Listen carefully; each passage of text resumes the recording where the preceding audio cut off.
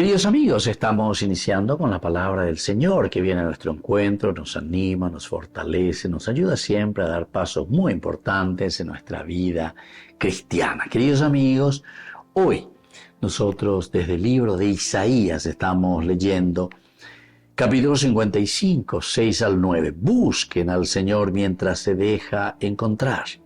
Llámenlo mientras está cerca.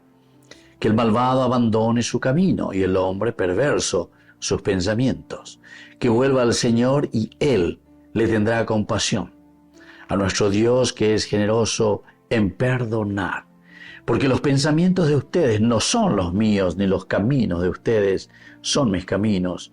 Como el cielo se alza por encima de la tierra, así sobrepasan mis caminos y mis pensamientos a los caminos y a los pensamientos de ustedes. Queridos amigos, así nosotros podemos mirar que los pensamientos de Dios verdaderamente no son como los nuestros, es decir, lo que Dios quiere. Entre comillas, Pablo utilizaba la palabra, la predeterminación, ¿a qué nos configuró a nosotros? Justamente a ser felices, a realizarnos plenamente como personas. Y por lo tanto nosotros tenemos que pensar y mirar un poco, comparando con el pensamiento de Dios. Ñande alguna vez, ñande acá informa, ñande acá, y es decir, nuestros pensamientos son tan pequeños, ¿verdad? No miramos lejos. Por eso que nosotros hablamos de resurrección.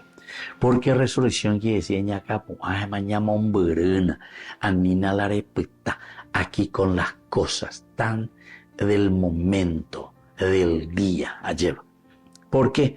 Porque eso, queridos amigos, no nos deja vivir la vida en la paz, en la felicidad, y sobre todo no nos deja vivir en el proceso que Dios tiene para cada uno de nosotros, entre comillas, ¿verdad? Como dijimos, de esa predeterminación hacia dónde tenemos que caminar, que es la felicidad. Y entonces, queridos amigos, ese pensamiento estrecho, ese pensamiento limitado que nosotros tenemos que ir superando. Dios está siempre pensando en nuestra salvación. Y entonces Dios está haciendo esa salvación y nos ofrece porque Él nos ama.